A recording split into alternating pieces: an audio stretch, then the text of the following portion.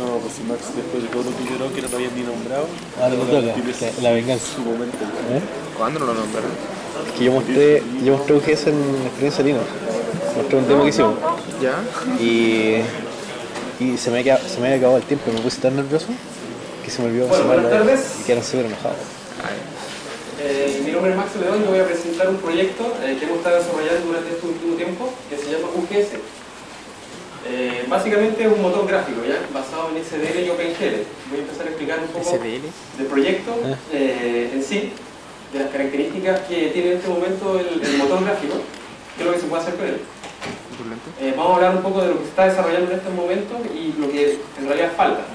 Y después vamos a invitar a todos los que están presentes acá y a la comunidad en sí, para que puedan participar en este proyecto, aportando, digamos, para completarlo. La idea sería tener un framework o un motor para desarrollar videojuegos. Bueno, la historia del proyecto podríamos remontarla hace mucho tiempo en realidad. Personalmente yo he estado involucrado con los juegos por lo menos unos 15 años. Me acuerdo que con un amigo, con Franco, por ejemplo, que está acá, y con César, Juan, traíamos juegos de otros países, de Brasil específicamente, y nos metíamos al código en Assembler y los modificamos. Después, con la aparición del internet, nos dimos cuenta de que existía la escena demo, especialmente ahí en los países nórdicos como Finlandia. Estos demos eran nada más que arte gráfico, donde se mostraba la programación, por ejemplo, música, dibujo. Entonces era como una especie de arte, que en el fondo hacían party y había grupos, había centenares de grupos, me acuerdo. Entonces esa fue de hecho nuestra primera motivación, tratar de desarrollar juegos y demos. ¿Ya? Ahora, el año pasado, un amigo nos propuso la idea de por qué nosotros no entramos de lleno al mundo de los demos, primero que nada. Yo ya había hecho un demo hace unos 8 años atrás y más o menos tuvo aceptación, sí, fue más o menos bueno, se distribuyó en esos Big Magazines y todo eso. Pero la idea era hacerlo ahora con la tecnología actual. ¿Sí? Entonces, lo primero que nos dimos cuenta era que teníamos que tener una infraestructura primero que nada para tener que poder reutilizar el código, porque no hay nada más malo que digamos, hacer algo y no poder después utilizar esa infraestructura, ese código. Entonces, se nos ocurrió hacer un motor primero que nada. Un motor sencillo, o sea, un motor es nada más que un conjunto de herramientas de mayor abstracción que lo que OpenGL entrega. Primero que nada quiero dejar claro que no es un modelador. ¿Sí? Un modelador, por ejemplo, como 3D Studio o Blender, donde uno se sienta y empieza a dibujar los gráficos 3D, no es eso. ¿Ya? Tampoco es un player de animaciones. Varias personas me han dicho, oye, qué bonita la animación. Pero en realidad no es una animación, porque es todo calculado en tiempo real. ¿Ya? Entonces, esto está involucrado o inmerso dentro de lo que es computación gráfica, pero desde el punto de vista del tiempo real. Son cálculos masivos en tiempo real. Ahora, nosotros decidimos, primero que nada, desarrollarlo bajo una orientación a objetos, por lo tanto elegimos C++, que por eficiencia más que nada, y con licencia LGPL, para poder, en el fondo, conectarlo con componentes propietarios. Por ejemplo, si se hace un juego comercial, podría fácilmente ocupar este motor sin ningún tipo de problema legal. Ahora, elegimos estas dos librerías, principalmente pensando en que esto tenía que ser multiplataforma. O sea, nosotros ya programamos en Linux en esa época, pero también habíamos pensado en poder portar esta cosa a otros lados. Por ejemplo, funciona en Windows, podría funcionar incluso en PlayStation 2, porque está también SDL y OpenGL para PlayStation 2. Todavía no lo probamos, no tenemos las consolas, pero en teoría sí se puede. ¿Ya? Voy a hablar un poquito de qué es lo que es OpenGL, para después que quede más claro qué es lo que hace el motor.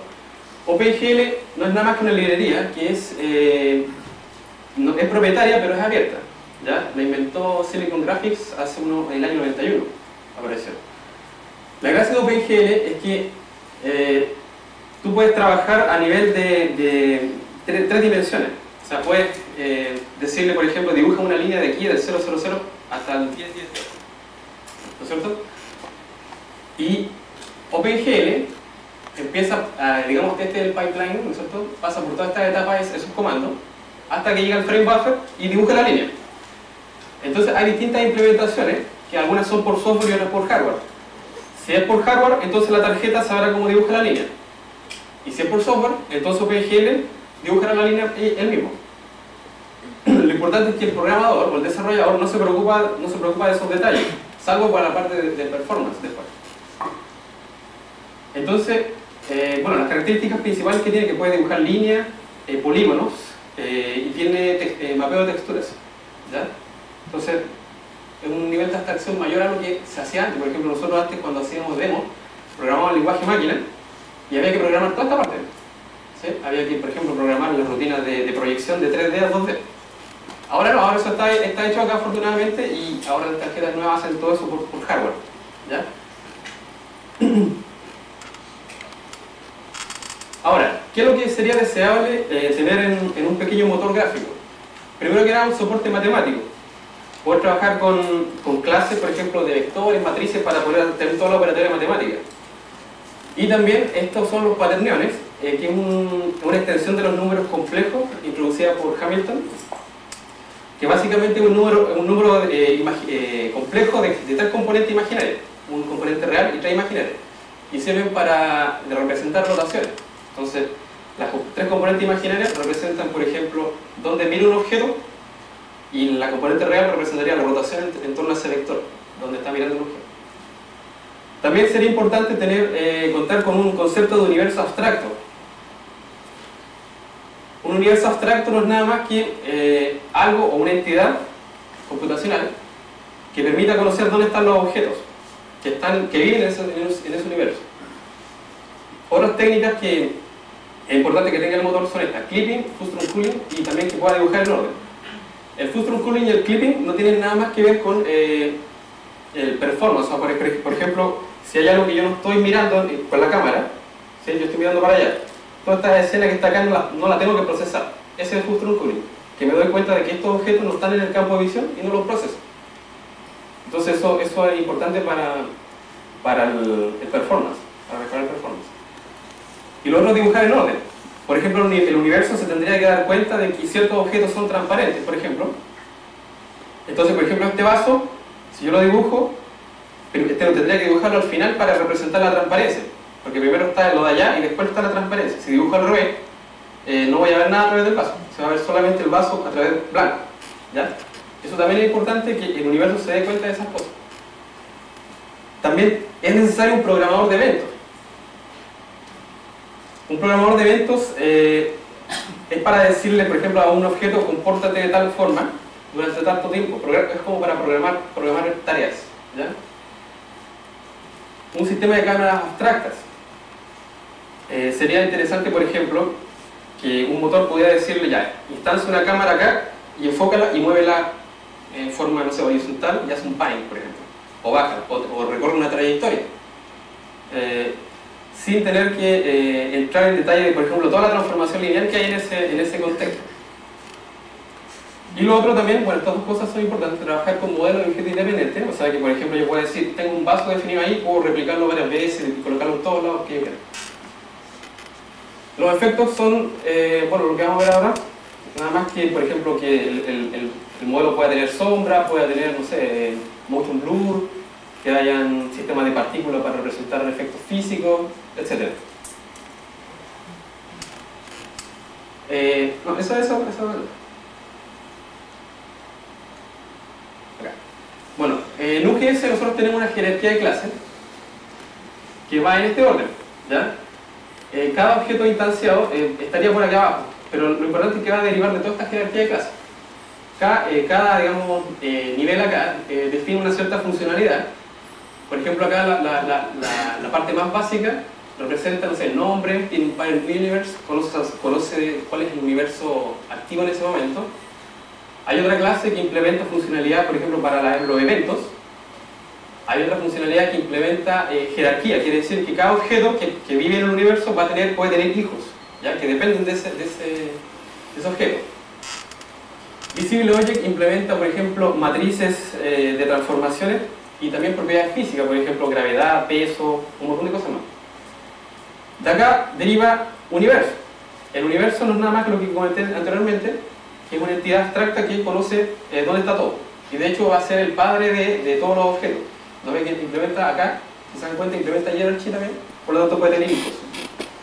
Después viene reality, por otro lado, que tiene propiedades espaciales y de tiempo. ¿Ya? O sea, por ejemplo, el objeto sabe o sea, conoce el estado del tiempo actual y puede, en base a ese tiempo, hacer algo, programarse. Propiedades espaciales, ocupando cuaterniones, para saber en qué parte del universo está. Y de esto derivan estos tres principales objetos, que son los modelos, las cámaras abstractas y las luces. ¿Ya? Universo, ¿no es cierto?, el objeto abstracto. Cuando yo quiero, por ejemplo, construir una aplicación con un GS, instancio un universo, instancio estos objetos acá, y los voy uniendo. Por ejemplo, digo, no sé, universo add cámara, cámara 1. Universo add modelo 1, ¿no es cierto?, modelo 1 add modelo 2. Entonces voy construyendo esta estructura, este árbol. Y el universo va a empezar a recorrer, cuando se empieza a ejecutar el motor, empieza a recorrer, ejecuta la transformación de la cámara activa, él sabe cuál es la cámara activa, y empieza a dibujar, a llamar al display, al método display de cada uno de estos objetos. ¿Ya? Y se empiezan a dibujar, y así empieza a procesar la escena. La cámara abstracta no es nada más que una transformación lineal, y el universo calcula dónde está la cámara activa, y en base a eso hace esta multiplicación de matrices que no se ve muy bien. Y para dibujar, por ejemplo, para dibujar el modelo 2, los vectores del modelo 2, que está acá, yo lo multiplico por la matriz del modelo 2 y me va a llevar al espacio, digamos, al sistema de referencia del modelo 1. Al multiplicar ese resultado por la matriz del modelo 1 me va a llevar al sistema de referencia del universo. Y al multiplicarlo por la matriz inversa de la cámara me va a llevar al sistema de la cámara, porque si se dan cuenta, yo acá lo veo de este sistema de referencia, yo estoy en el 000, pero ustedes tienen su propio 000, su propio origen. Entonces, para yo dibujar la escena acá, yo hago toda una transformación de dónde están ustedes hacia mi sistema de referencia. Este es en realidad la formulita que se ocupa. Entonces el universo se va preocupando de calcular toda esa multiplicación de matrices para poder dibujar la escena finalmente. O sea, esto se tiene que hacer previo a dibujar toda la escena. Ahora vamos a ver las características que están implementadas en este momento. Algunas son perfectibles, pero en general funcionan más o menos bien, hasta ahora. Puede tener algún bug ahí escondido, pero...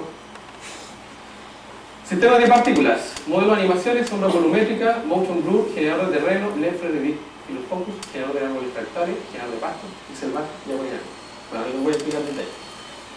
Vale. Bueno, el sistema de partículas es un sistema, digamos, para construir efectos como nubes, fuego y lluvia. ¿Ya? En realidad, podríamos decir que todo un sistema de partículas, por ejemplo, los insectos, las comunidades de hormigas, todos se basan en un patrón. Por ejemplo, el fuego, o no, la lluvia, son gotitas, ¿no es cierto? Una partícula que sabe dibujarse, tiene un comportamiento propio, y a la vez tiene un comportamiento de un motor, o sea, de un motor que se llama particle engine, de un objeto mayor que las contiene. Entonces, cada partícula está sujeta a un comportamiento propio y a un comportamiento colectivo, por llamarlo así de alguna manera. Y con esto se puede implementar un montón de efectos. Lo que tenemos ahora son nubes, fuego y lluvia. Bueno, el Franco trató de hacer nieve, pero no le quedó. Ya. Es la venganza. Tenemos modelos de animaciones. Básicamente lo que puede hacer con un GS es importar un modelo que tú hayas diseñado, por ejemplo, con Milkshape. Hasta el momento tenemos solamente soportado Milkshape 3D, que es un programa para diseño, se parece a Blender, pero no es tan poderoso como 3D Studio, por ejemplo. ¿Ya? Uno dibuja un modelito, ¿no es cierto? Genera un archivo y uno lo importa, le pasa como parámetro a un modelo, ese archivo, lo lee y uno lo puede modelar, animar y ver y dibujar con el motor gráfico. ¿Ya? Actualmente tenemos soporte para keyframes que se llaman con bones y joints. Los keyframes son cuadros, ¿no es cierto? Los bones son los huesos y los joints son cada una de estas punturas. Los joints no son nada más que una matriz de transformación. Cuando uno empieza a dibujar el modelo internamente, empieza a recorrer cada uno de las secciones del modelo y cuando llega a ese joint se multiplica por esa matriz y se redibuja lo que continúa. Por ejemplo, si empieza a dibujar por acá, llega hasta este joint, multiplica por la matriz de transformación y esto hará que el brazo se mueva. ¿Ya?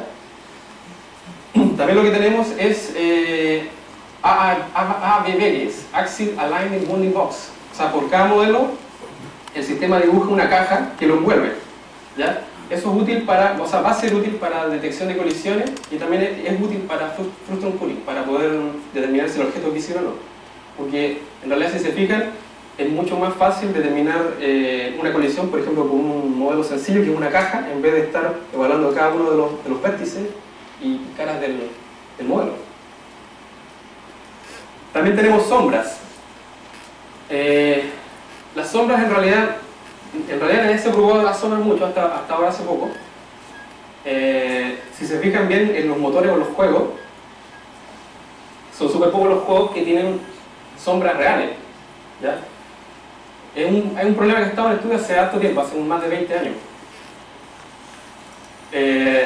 Digamos, las heurísticas más sencillas, o sea, las aproximaciones más sencillas son esas típicas matrices de transformación que se llaman proyectores en álgebra lineal, que llevan, no sé, un conjunto de vectores a un espacio vectorial que es un plano.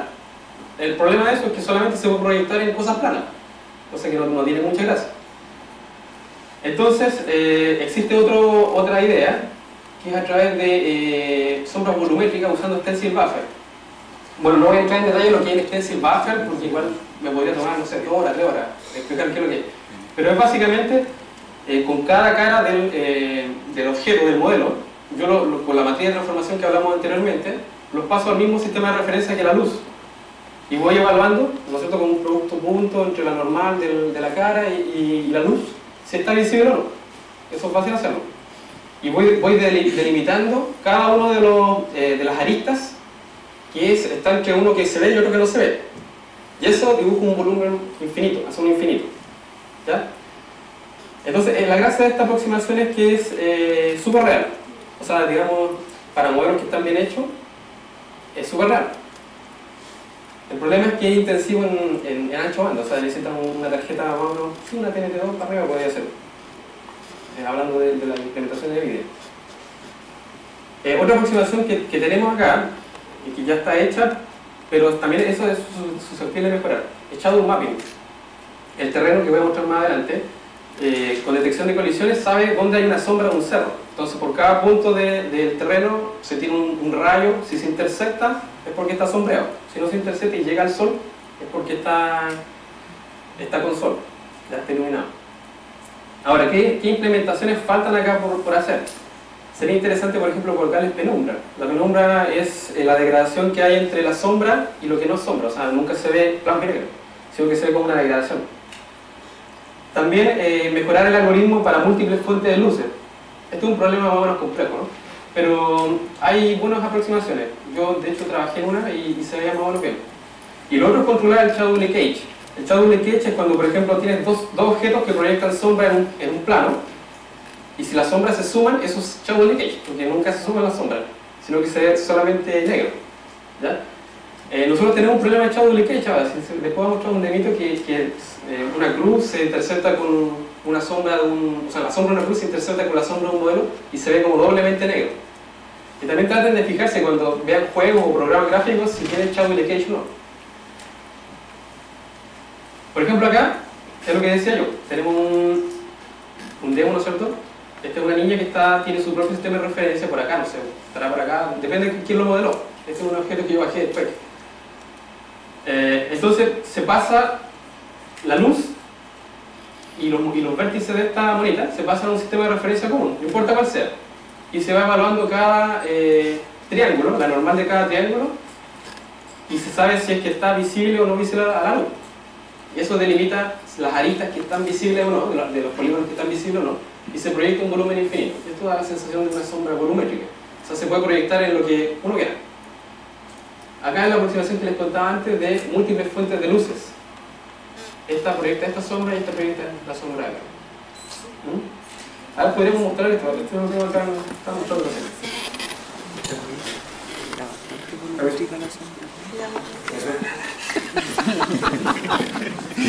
Está bastante volumétrica la sombra. ¿Cómo soy? Está bien, está bien.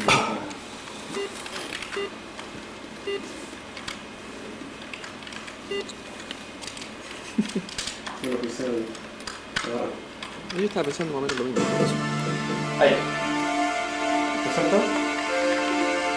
Ahí la luz se está moviendo y yo también me estoy moviendo. Ahí fíjense que hay un error acá, hay un problema con la unidad. Este modelo está pifiado. Bueno, aparte de eso, que está desnudo. Ahora, lo que pasa es que acá, este triángulo que está ahí, está invertido. Porque el algoritmo de sombra funciona...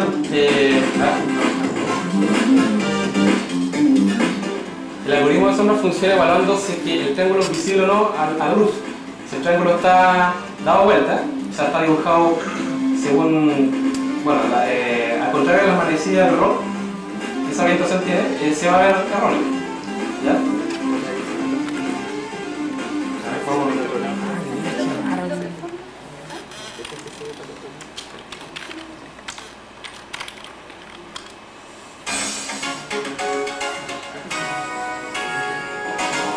Acá hay una aproximación de dos fuentes de luces.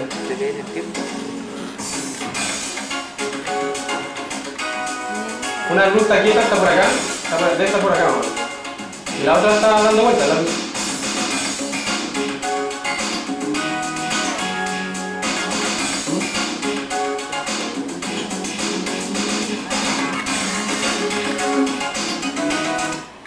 Lo otro que voy a mostrar también es las partículas que estoy viendo. A ver si está...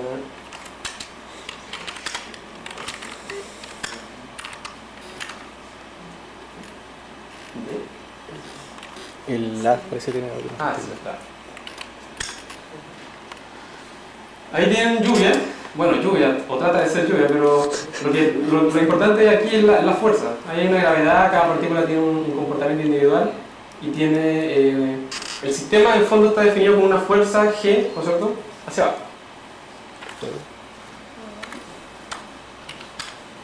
Aquí están las nubes, ¿sí? También son partículas. ¿Ya? Eso si se han visto ustedes juegos o cosas así, el humo, todo lo que es humo, eso se hace con partículas.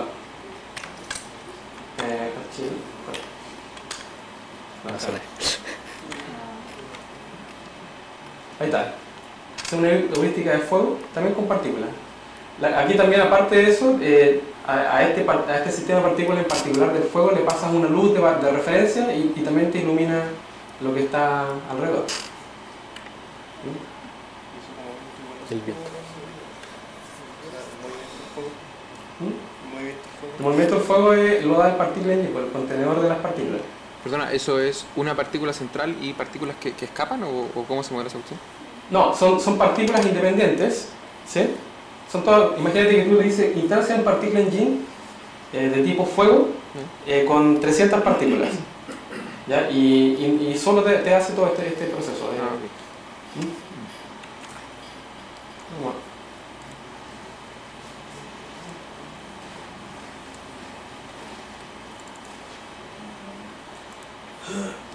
Ya.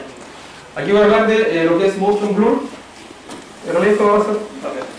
El motion blur no es nada más que un efecto que se produce cuando uno mueve un objeto que haga una estelita.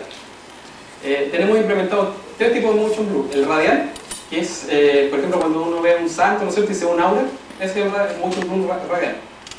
El motion blur de movimiento, que es este propiamente tal, que cuando se mueve queda una estela. Y el otro es el motion blur de escenario, que la cámara se mueve y ve como borroso, y ve como que todo se queda como cuando uno está enfermo. Como anoche. Claro. El generador de terrenos. Esta cosa sí interesante. Define un escenario generalmente exterior. También hay generador de terrenos de interiores. Nosotros en este caso elegimos un mapa de alturas.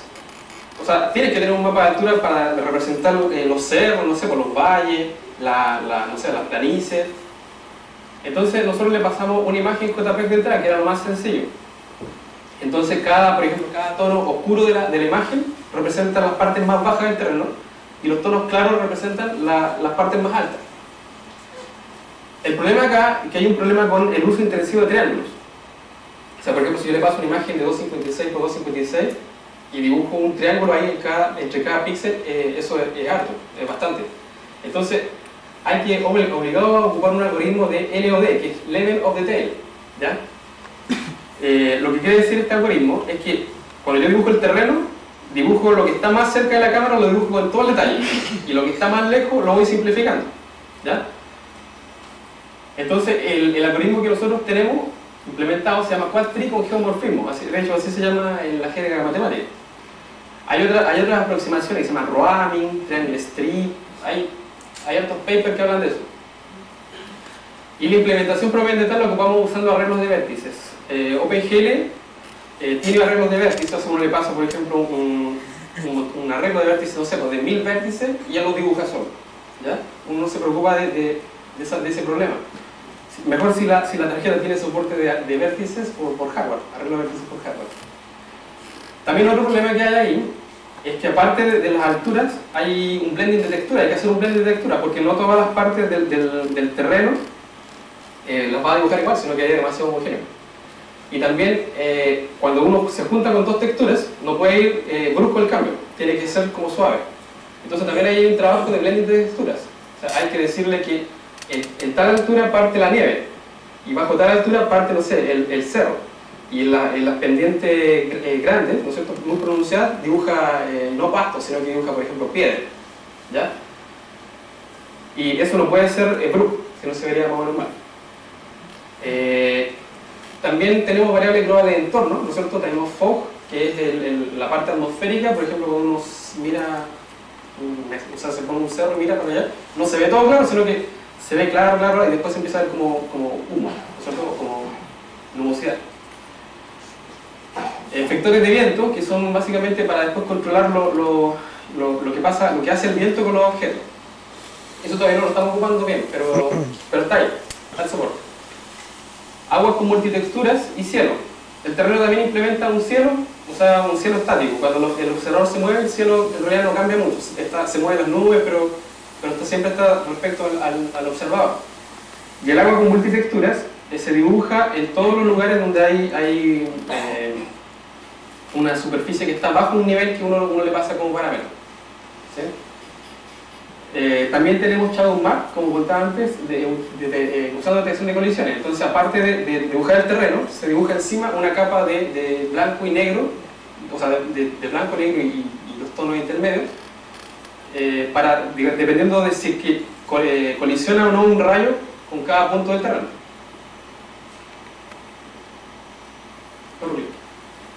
No. Clic. Este es un ejemplo del genoma de terrenos que tenemos. Aquí, si se fijan, ahí está el fog, ¿sí? Está el agua, o sea, bajo este nivel va a dibujar siempre agua en el terreno. Estos árboles son impostos, ¿no? Pero aquí, si se fijan, hay un blend de texturas, o sea, la transición es suave, ¿ya? Y aquí, si se fijan, también está como más oscuro. Eso debe ser la sombra que proyecta el cerro que debe estar por ahí. No, ¿qué?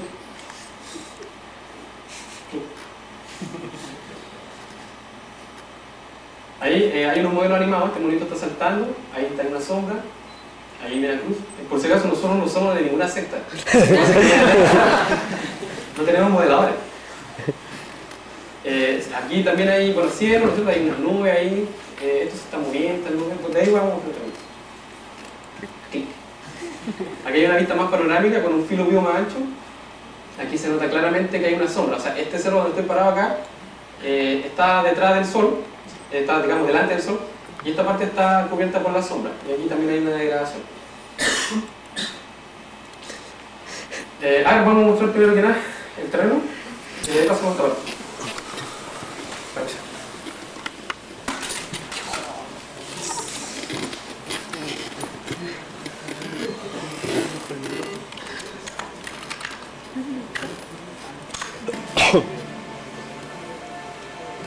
Ojalá que soporte luz.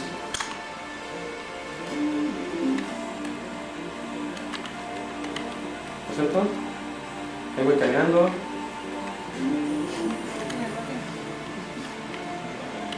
Ahí, si se fijan, está el blend de texturas.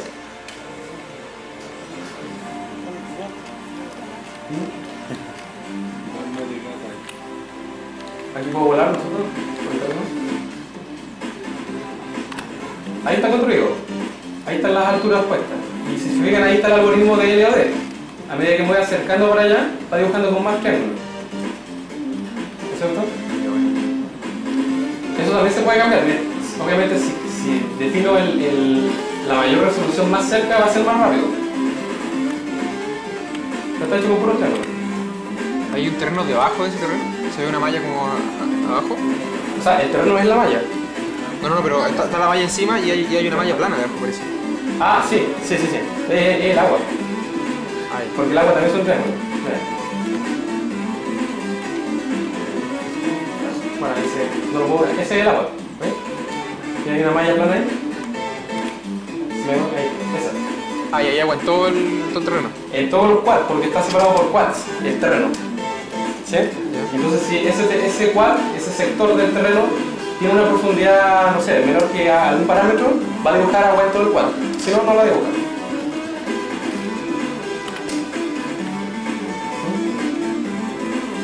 Ahí está el agua. Si me sumerjo, cambia de color. Ahí se ve como arquitectura del agua.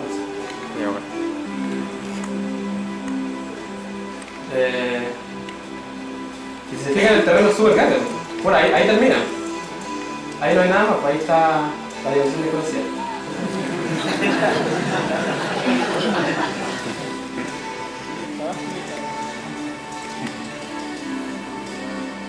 El terreno es gigante, no sé si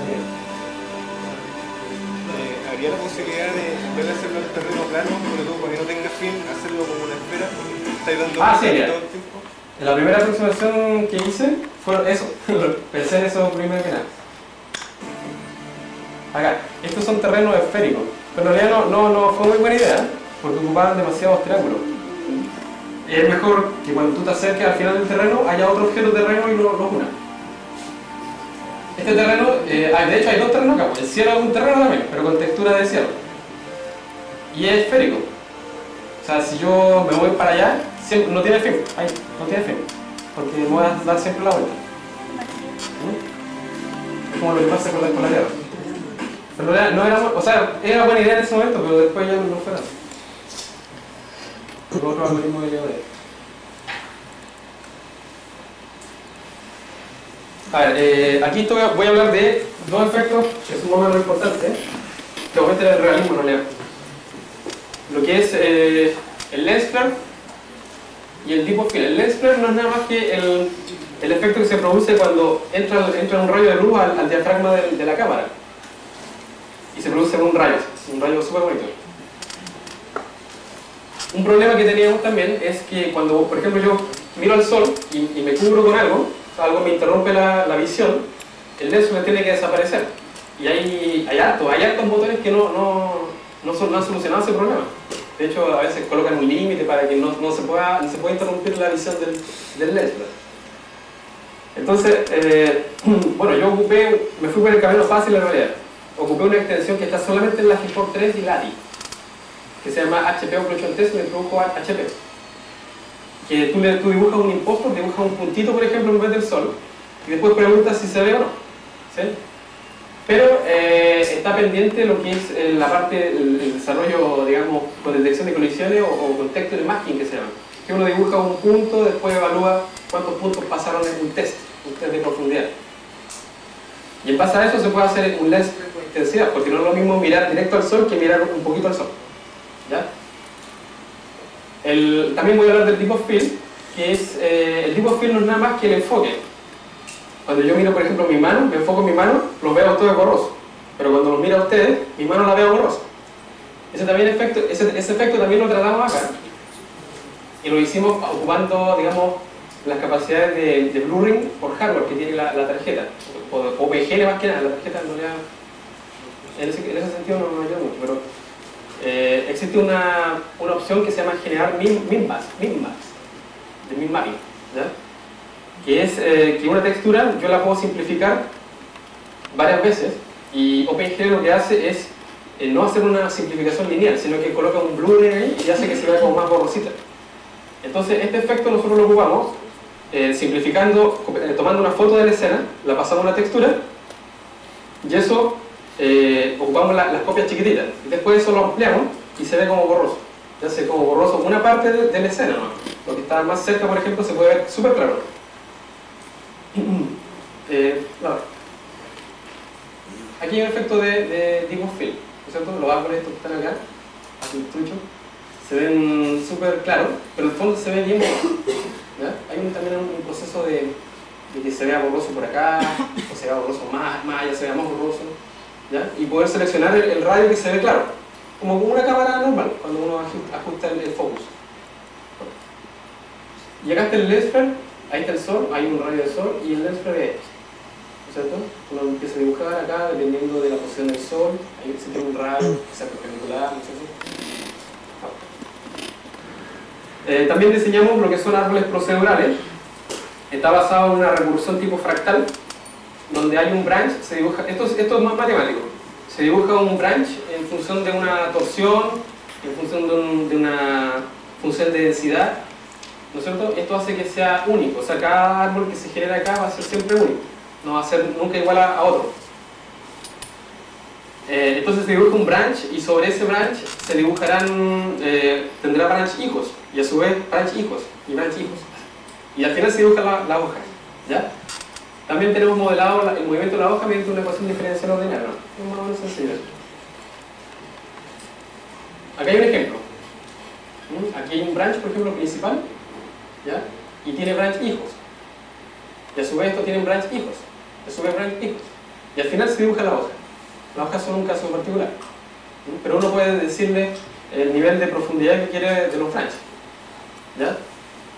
Y también, bueno, otra cosa es la textura, que también se la puede pasar de parámetro, la textura de las hojas, para hacer distintos tipos de familias de árboles, ¿ya? Tenemos un generador de hierba. El generador de hierba... Pero en realidad hay gente que gana mucho dinero con esto. Sobre todo los que hacen películas. El generador de hierba es un motorcito chiquitito que uno le pasa un pastito, un modelo de pastito, en serio, y define también una función de torsión, masa, densidad y un tiempo de vida. Le dice, genérame un pastito, por ejemplo, yo le paso el pasto como parámetro, y es que cuando, en serio, si cuando uno trabaja orientado a objeto puede pasar por parámetro cualquier cosa. Y le dice, genérame el pasto cuando tenga, no sé, 2 días de vida, ¿ya? Y el generador de pasto, de hierba, genera el pastito cuando tiene 2 días de vida, según estas funciones que están acá. A ver, no tengo ninguna foto, pero tengo un ejemplo ahí que lo voy a mostrar. No sé, tengo acá hay un ejemplo. Por ejemplo, acá hay yo le paso un pastito de parámetros y él generó toda esta cosa. Aparte que también uno le puede decir ya que esté en tal posición del terreno y que sean tantos metros cuadrados y distribuido de tal forma, ¿ya? Pero este es como el resultado final. Aquí hay un pasto más o menos frondoso. Tenemos implementado también lo que son los pixel buffers, ¿ya? Esto también es súper útil, aunque a algunos no les guste mucho, pero son súper útiles. Son contextos alternativos a OpenGL, o sea, contextos para dibujar que son alternativos. Me estoy refiriendo a, por ejemplo, si yo tengo el front y back buffer, ¿no es cierto? Que es un esquema de doble buffer para dibujar. Puedo abrir un contexto OpenGL para dibujar alternativo y, por ejemplo, dibujar una escena de tal punto de vista y después copiar esa foto, se le hace una foto y lo paso a una textura, sin manchar lo que ya había hecho. O sea, es como una especie de papel extra, de borrador, por ejemplo, para hacer algo y después lo ocupo en mi escena verdadera, sin manchar lo que ya había hecho. Están definidos en GLX 1.2 superior. NVIDIA lo acelera por hardware, afortunadamente, ¿ya? Porque eso sí que es importante que estén acelerados por hardware. Bueno, ahí no se lo van a ver, pero es ideal para la generación de textura on the fly, o sea, en tiempo real, ¿ya? Se ocupan reflexiones y cube mapping, ¿ya? Voy a mostrar un ejemplo también. Ahora, mejor, por ejemplo, el cube.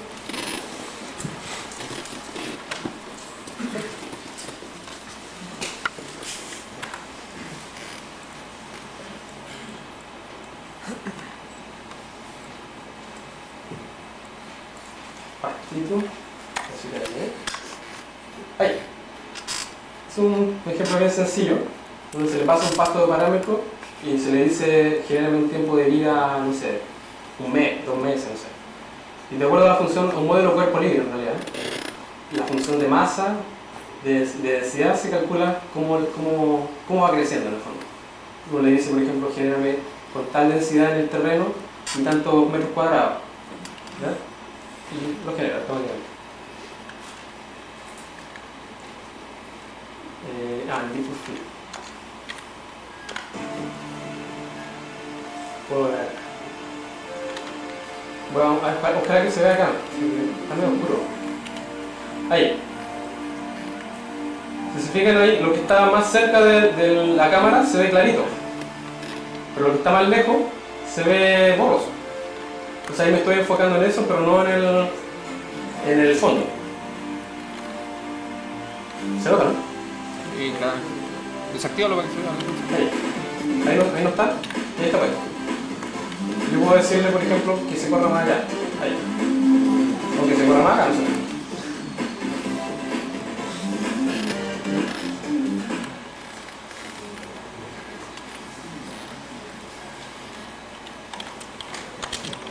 Voy a mostrar un ejemplo que ocupa, bueno, ocupaba en realidad, pero es lo mismo. Esto ocupa pixel base.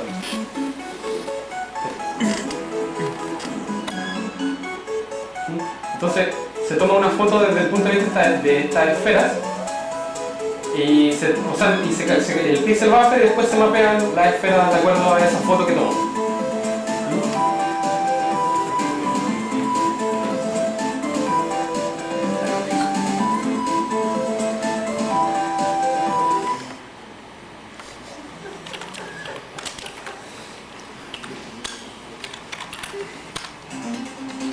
Acá también. Aquí hay multitextura, o sea, está la piel de la niña. Aparte de otra textura encima que es la reflexión propiamente tal. Entonces está tomando también en tiempo real, o sea, por cada frame que pasa, que ustedes ven ahí, se toma una foto del exterior y se mapea y parece una reflexión. Si se acerca un objeto de la niña, se va a reflejar en su piel. Ahí también tiene una primera aproximación del lens, pero ahí se encuentra. No es regular, nada.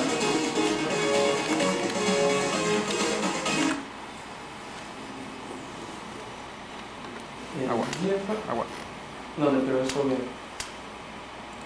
Reflexión del agua. Sí, que eso bien. Ah, A esto lo voy a explicar acá porque vamos a ver ejemplo.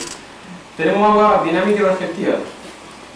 Esto no es nada más que una malla que trata de simular lo que es una superficie reflectiva de agua. ¿Ya? Hay varias aproximaciones. Yo cuando empecé a estudiar este tema habían varios algoritmos, por ejemplo con FFT transformado en Fourier en 2 dimensiones para poder, no sé, cambiar las alturas o las frecuencias de la imagen. ¿Ya? Pero es más o menos costoso esa aproximación. Lo que hicimos fue ocupar una recurrencia tomada de los autómatas celulares. Entonces se va a tener una malla de altura dinámica que en cada altura del agua, o sea, cada altura de esa malla va a estar en función de lo que pasó en los vecinos en el tiempo t anterior. Entonces el objeto se creó de tal manera que, por ejemplo, tiene un método que se llama put drop, poner una gota. Entonces uno dice, ya pone una gota en la posición tanto del agua y al tiempo siguiente se empieza a excitar la malla. ¿Ya? Y la función de decaimiento sirve para que después, pasado un cierto tiempo, el agua vuelva a su estado normal. Pero esta idea es nada más que para propagar la onda. ¿Ya? Para propagar las ondas que generan esa gota. Hay otras alternativas actualmente con boom mapping. El boom mapping no es nada más que dibujar cosas con relieve, ¿ya? Utilizando un mapa de normales por píxel. Es súper barato con la tecnología actual de Transforming and Lighting, que son las tarjetas nuevas, de la TNT2 para arriba. ¿Ya? De hecho, casi todo ahora está basado en Transforming and Lighting.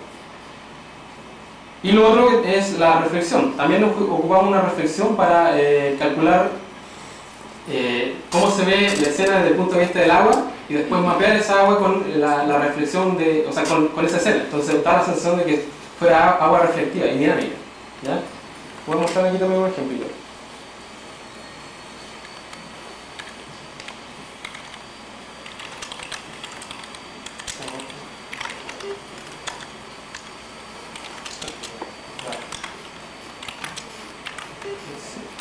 Más rápido. Vale.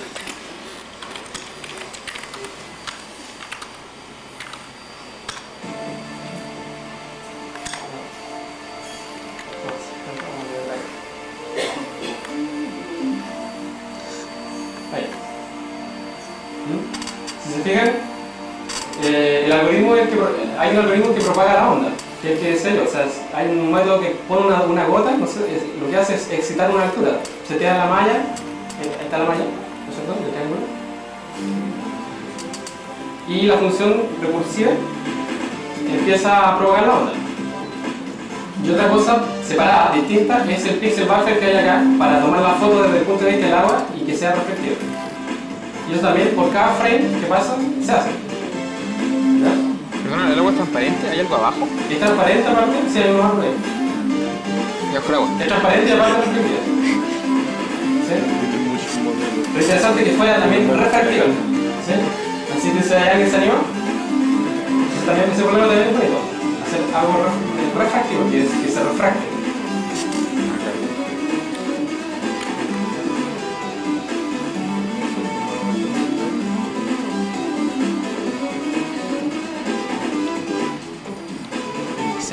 Ahí está con Deep of Field, ¿no está? Ahí también hay fuego. Y los típicos árboles. Ay, muy bien.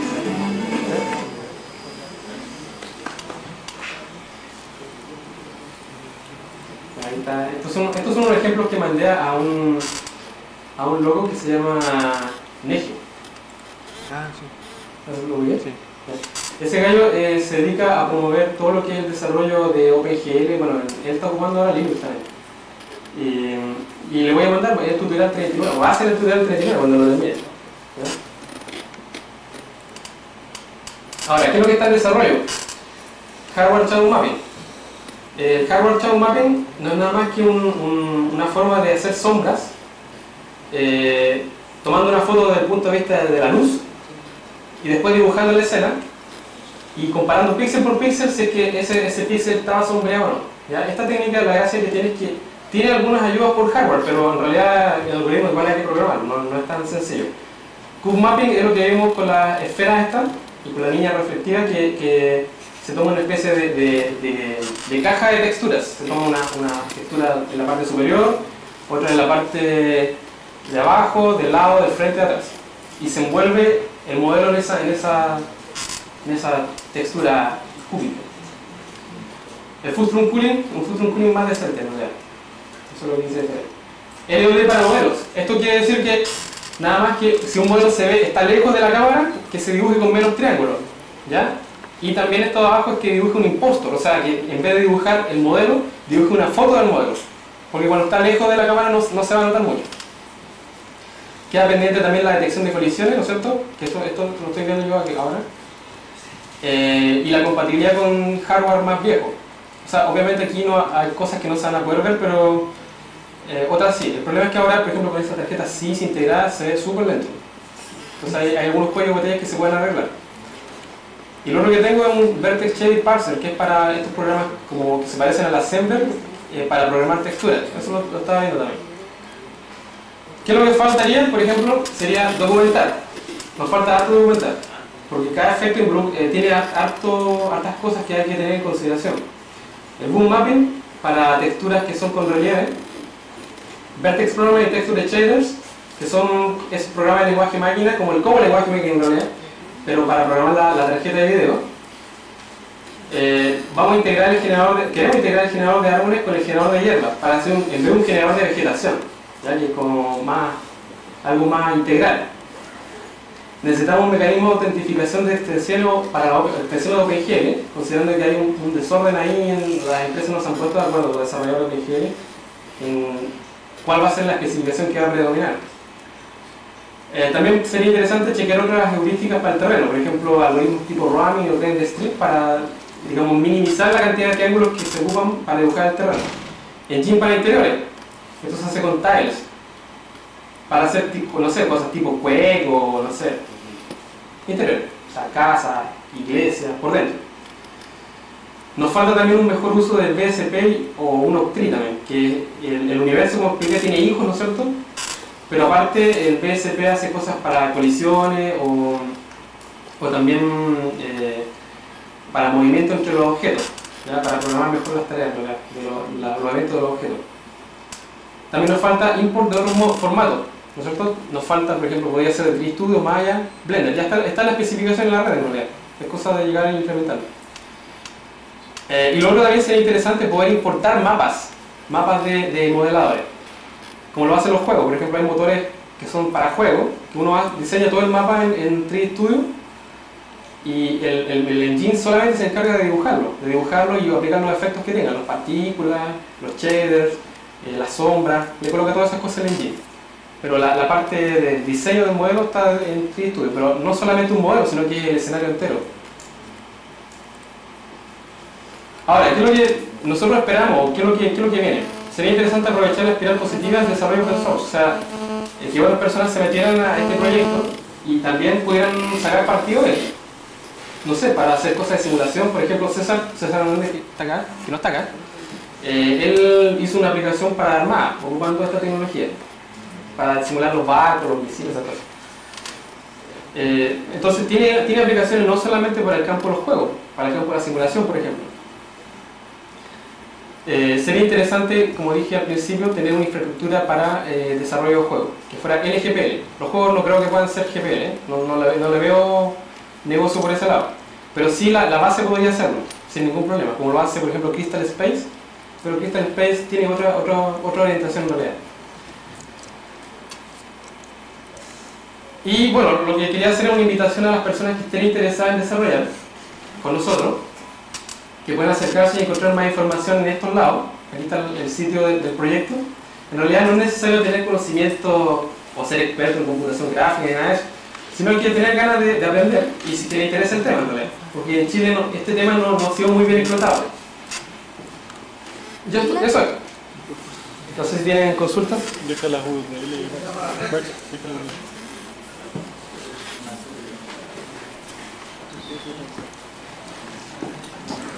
Bueno, si tienen consultas, alguien tiene preguntas. ¿Tú cómo describir las escenas ahora? ¿Cómo describir las escenas? ¿Usando un pedazo de código que usa la biblioteca?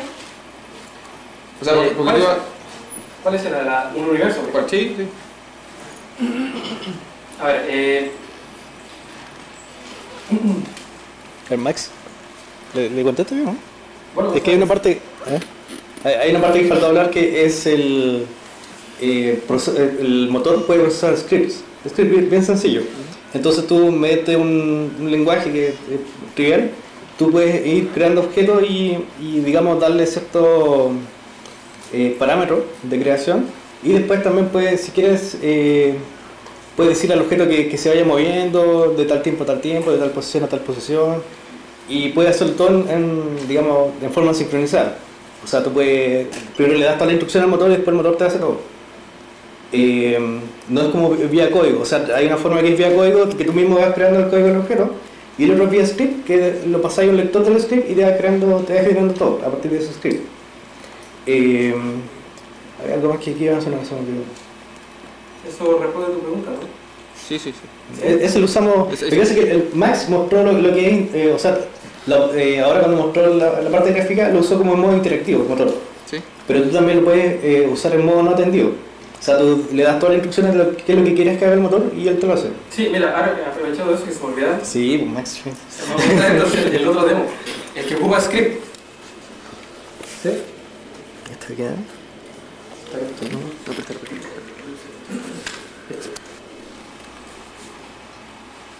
Este no es interactivo, entonces lee un script e instancia todo vía ese script. La luz, el sonido, Eso no está bien raro. Luz. Luz. Luz. Fui a almorzar. Camináis por ahí. No, quédate. ¿Ya?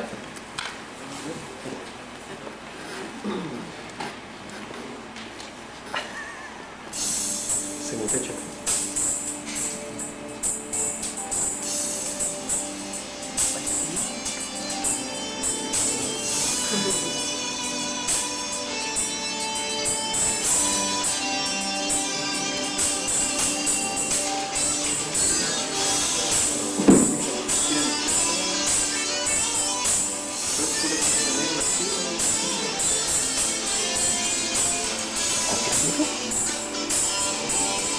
¿Está pegado?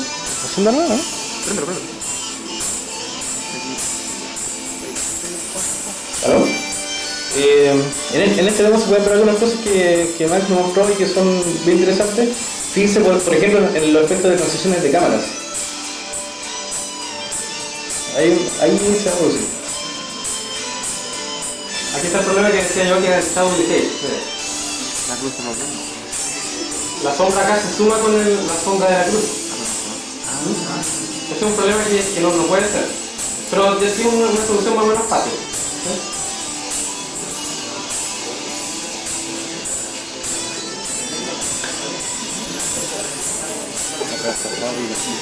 Ahí está el lens flare.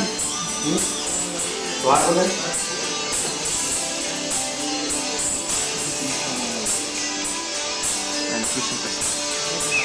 ¿Eso es viento? Viento, sí.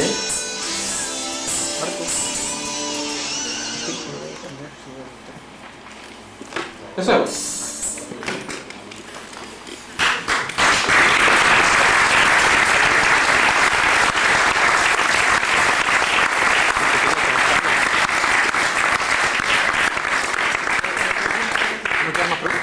¿Hay más preguntas?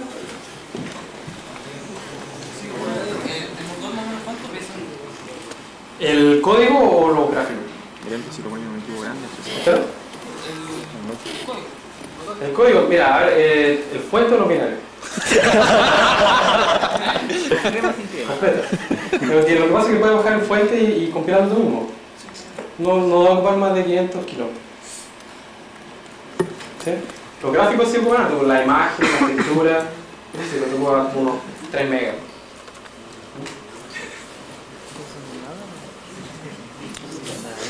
¿Las texturas se escriben como un bitmap? ¿Sí?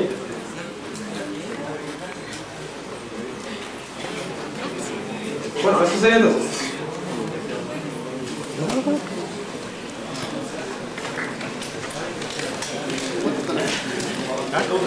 La charla que está por confirmar...